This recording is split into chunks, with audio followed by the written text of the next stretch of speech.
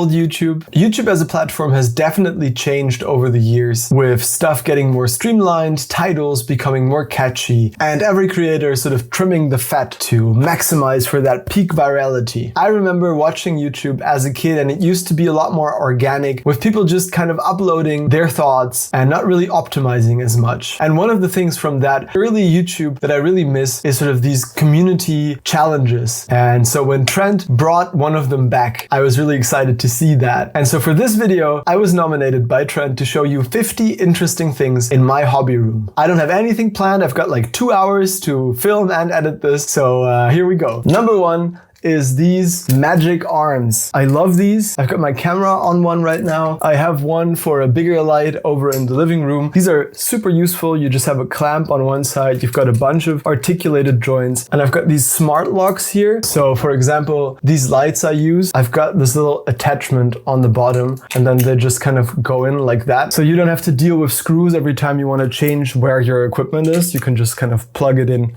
and go from there. Number 2 is this old wooden radio I was gifted at the last camping Kitbash. It's really beautiful. It's got these nice tactile knobs to turn, and there's this little display here. They make a very satisfying clicking noise. It's pretty simple technology in the back. I actually have an idea for this that will require me to find someone who knows their way around a wire, but I think it's going to be really cool. Number 3. Also from that shelf is this beautiful diorama. This was made by a fellow YouTuber called The Commoner's Mirror. It's part of a collaboration we're working on together, with my part of the collaboration taking a long time. I'm sorry for that. This is supposed to be a diorama base for the miscast Permadeath mini, and I will get around to that eventually. Number 4 is this cassette. This is the only audio cassette from my dad's childhood that he still had, and he gave it to me by accident. All of the other ones he sold, this is the only one that survived because it was inside his old Walkman, and when he gave that to me, this was in there. So it's got a special place in my heart. Number 5 is this Burger King toy of the creature from the Black Lagoon from 1997. This thing is a year older than me. It's translucent, which is really cool. I found this in a drained riverbed that was drained for construction purposes, and it was just in the mud. And I love that this is like a swamp creature, and I found it in a drained swamp essentially. I don't know, some kid must have thrown it in there, possibly before I was born, and now it lives on my shelf. Number 6 is this measuring stick made out of an actual bone that my friend Don made and gifted me. And I try to use this in every game that requires me to measure with inches, and I love it. Number 7 is my little D&D booklet. This is what I use when I DM role-playing games and I'm like tracking monster health or death saving throws or initiative.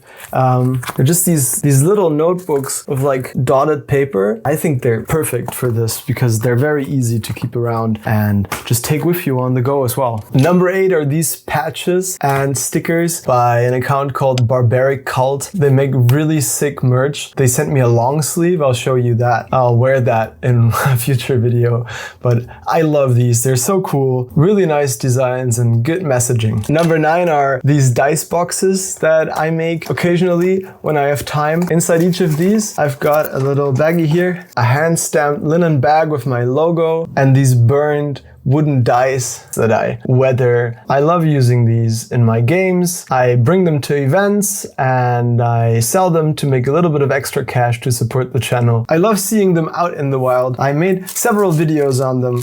You can check those out if you'd like to learn how to make your own.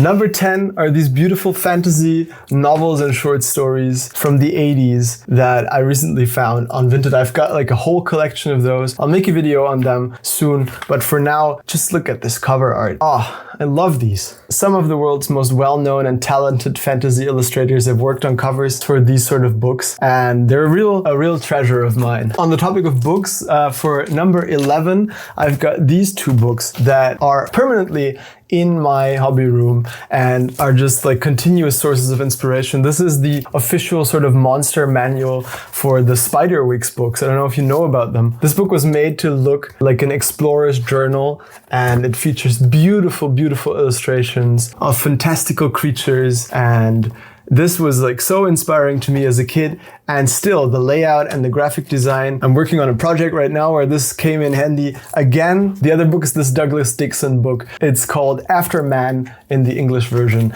And this is a speculative evolution book, sort of showing the different types of creatures that might emerge in an ecosystem long after we're gone.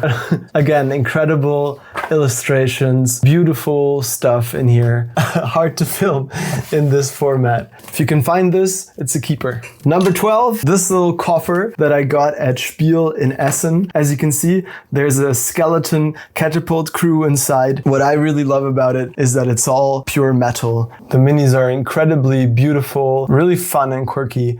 Can't wait to paint these. Number 13, these are 5 official miniatures for Motley crews, a game by Notebook that is really cool and fun, and I'm looking forward to trying it out. Super, super cool character designs, really fun sort of old school sculpting. Check out the video Notebook made if you haven't seen it already. It's a super cool game. Number 14. This is the official miniature for SPRU 2026, which will be a hobby convention in Nottingham that I'm going to in September. This was sculpted by Anna from Gardens of Hecate, so you know it's good. And I'm supposed to be painting this sometime soon, but busy boy. It was cast by Curtis from Ramshackle Games. 15. This was one of my first proper, like, ambitious conversions or kitbashes that I ever did. It was meant for a D&D campaign of Curse of Strahd. There's this Baba Lysaga witch, sort of a Baba Yaga type. She rides on a nest atop a floating skull, and these actually come apart. So what I did is I got, like, this is like a Halloween skull decoration, like a plastic Halloween skull that I repainted. And then the top is all sculpted with milliput, this nest on top, and like texture paste, and then painted. The stand is a toothpick. The base I also sculpted from milliput. And the nest is the perfect size for this base to slot into. No magnets needed or anything. And then this is just a swamp caller shaman from the Cruel Boys miniatures for Age of Sigmar. And I did a little conversion on the head where I used one of the zombie heads and then sculpted some extra hair. And I left the original head in place, and so I just stuck this one on top, and that creates this effect where she has like this really unnatural craning neck. I'm very proud of this one. 16 is this book of Jon Hodgson fantasy backdrops. It's really nice quality printing with landscape paintings inside. I use these for photo backdrops, but also you've seen them in like turntable shots on the channel. I even acquired a commercial license for these so I can use them in videos and still monetize them. A little fun fact.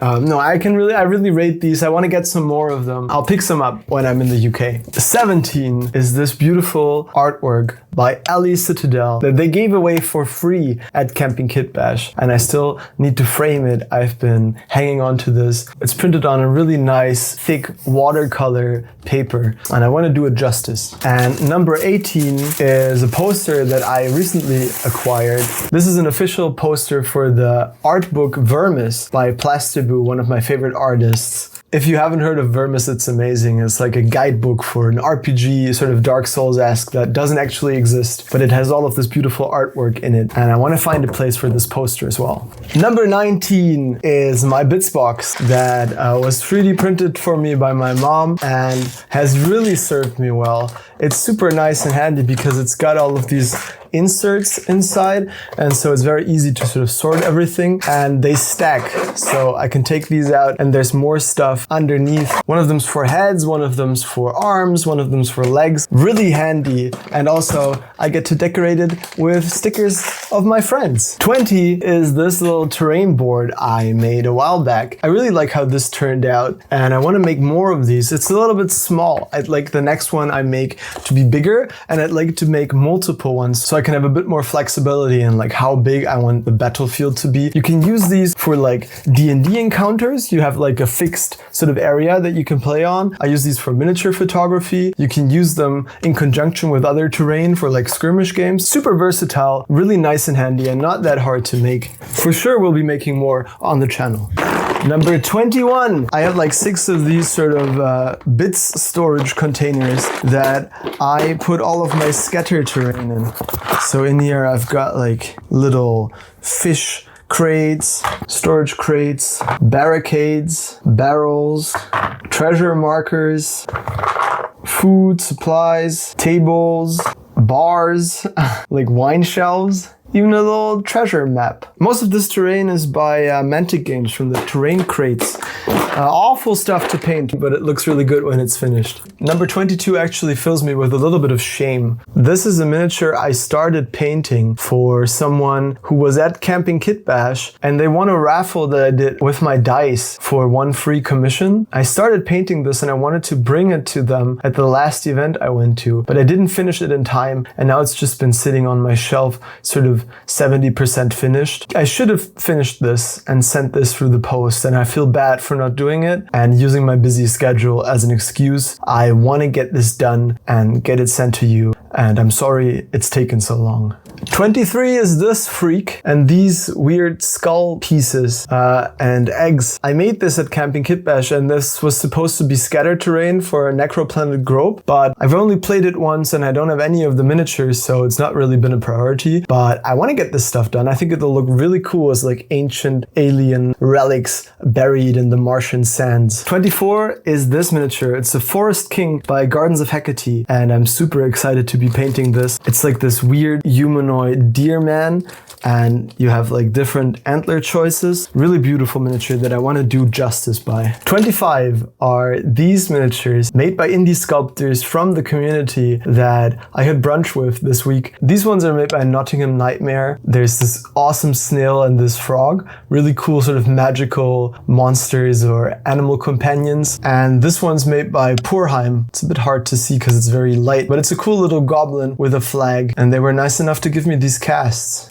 26 are these boxes from Wargames Atlantic. I got these at my local hobby store. Sorcerer's Spoils, a bunch of bits. It's just a really cool collection of like little plastic bits you can use to do kit bashing with. And these villager sprues I think are really cool because these are like NPCs and like non-violent citizens and villagers for your role-playing games or narrative events. You don't see stuff like this too often, and it's all like multi-part modular stuff, so thought I'd give those a shout out. 27 is this old D&D board game. I have this carrion crawler in my collection that I painted and rebased, and I get asked all the time where this is from. This is the game that's from. It's this guy. This was made sort of within the same time as the Hero Quest hype, and it's got some really cool classic fantasy plastic miniatures in here, like big bugbears and ghouls, a wizard, goblins, classic fighters, and some cool cards that really remind me of Yu-Gi-Oh! Also, this is one of the coolest dice I've ever seen. 28 is my turnip army inside these little 3D printed boxes, and it's magnetized in here. I converted and painted this on the channel. This is an old Hero Quest wizard. These are all little metal minis by Meridian Miniatures, and I love them. I know they look nothing like what you'd expect from Turnip, but that's why I love them. 29 is a book called Wonderland by Andrew Kolb. This is really cool. It's a D&D 5e compatible supplement book that is essentially a giant mega dungeon that transports you into Alice's Wonderland. It's got a really cool system where the rooms of the dungeon are made out of these blocks, but then each block also has like a detailed map and a bunch of random tables for stuff that might happen. So there's like so much variety in here, and it's really fun to just play this and see what happens. The whole dungeon is like mapped out on a chessboard, and then you track players' movements through the dungeon with like a little pawn on there. It's super fun. It's very affordable. If you like Alice in Wonderland, give it a try. Number 30, my little box of scrap paper that I use to collage stuff with. I recently made a deck of cards that serve as hobby prompts from Collage. It was the video before this. So much fun. I want to do it again. I'm keeping these scraps. 31 is AK's Ultra Matte Varnish. This is the only varnish I use. It's the only matte varnish that actually worked for me. It's very easy to apply. I brushed this on. If you want matte miniatures, this is the one. 32 is this sick ass ashtray that I got gifted right before I stopped smoking. So it's never been used as an ashtray, but I think it looks really sick. I wanna convert this into like a terrain piece, maybe like an altar for some sort of blood ritual with these giant skeleton statues, maybe repainted. I think that could be really cool. Turning something that was a really bad part of my life into one of my favorite parts of my life. 33, these modular skeleton bits by Finsterfae. I just did a video on these. It's really fun kit bashing your own skeletons out of little bits. Go give them a follow. 34 is this box I found. It's got a young green dragon inside and 2 terrain pieces all made out of plastic. It also comes with a little booklet with like stat blocks and like little adventure hooks in there, as well as a battle map for a young green dragon's lair. I thought this was kind of neat. To be honest, I mostly got it for these trees. 35, my treasure chest of metal miniatures. I've got so many beautiful goodies in here that I want to get to at some point. Some of these I've shown on the channel before. Some of them you'll see in future videos. Some of them you've never seen. This is this is like the one thing I would grab out of my hobby room if it caught fire. 36, the little diorama I built for a game called Teaspoon by Tanner Simpson and the little swampy mudman I painted for it. I learned so much from making this. I'm still not super happy with how it turned out, but I had a ton of fun and it's my most successful video on the channel to date, so I guess I did something right. I want to make more of these little tiny dioramas at some point. 37, these terrain tiles I made out of wooden dollar store trays with foam glued on top and sand and then painted. I have like 5 of these big ones and 2 of these smaller ones that you can use for like corridors or to extend rooms, do interesting layouts. These were really easy to make. They're sort of my version of the classic D&D dungeon tile. I use these all the time. 38 is this resin 3D print of a Baba Yaga hut with chicken legs. I painted this for that same Curse of Strahd campaign that I mentioned before. It's not like the cleanest paint job I've ever done, but I feel like it's a very unique miniature that you don't see that often, and it was really fun to work on this. 39, Dark Souls miniatures by Steamforged Games. I have several more of these. I got them during like a large Black Friday sale they did. Not sure what I'll do with them, but it was cheap plastic and I like Dark Souls, so I got them. 40, this is a very interesting little book that was gifted to me by my friend Mike from Iron Litany Printing. It contains magical sigils from different cultures and backgrounds. These were all like hand illustrated with a brush pen. They've got like a little explanation there. There you go. There's sulfur. I used that on my dice. Still in awe that Mike would give this to me. 41, Görga is an RPG set in a deep dark hole where nothing can die. It has incredibly beautiful artwork inside. I got the special edition, which has this DM screen and even came with a cassette with a really nice soundtrack. 42 is Shadowdark and its various zines. One of the most fun sort of old school dungeon crawling RPGs I've ever played, and I want to play more of it. 43 is Mörk Borg and all of its various zines. Maybe even more fun than Shadowdark. It's a bit more modern, a bit more punk. It's everything I love about role-playing.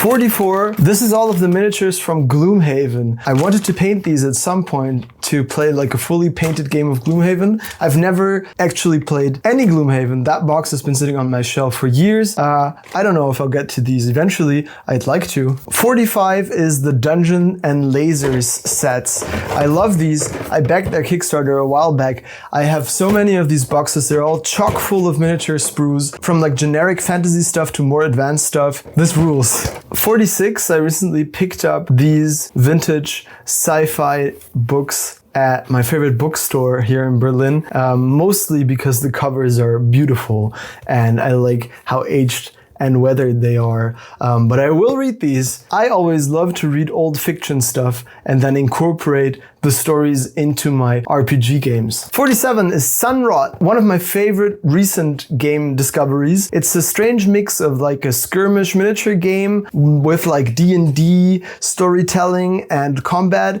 It's really fun. It's just a bunch of random cards. Grab a few friends. It's great. 48, Pinups of Death. This is a box by Kingdom Death Miniatures. I got this on sale during Black Friday. It's a bunch of plastic fantasy pinup models just like this one. If that's your jam, Kingdom Death, are the best at that. I'd love to try out their board game sometime in the future. 49 is my little Toyo steel toolbox. I love this thing. I've got all my important hobby tools in here. It's metal, so magnets can just stick to the lid like that. I've got my sculpting tools in here. I've got my super glue in here. Stuff like this. Super handy, very easy to pack up. I love this thing. And number 50 is this strange miniature that was collaboratively kitbashed and painted at Camping Kitbash. And then me and Tina Fieldling did a ritual to magically enchant that. That was probably the most special hobby-related thing I've ever experienced. And this means the world to me. It represents all of my ideals and everything I'm going for with this channel. Please check out the video. You can see that up here. Thanks so much for watching. Thank you for nominating me, Trent. I would like to nominate Kim's Talisman and Faye the Miniature Game. Take care. It's really hot. I gotta edit this. Bye-bye.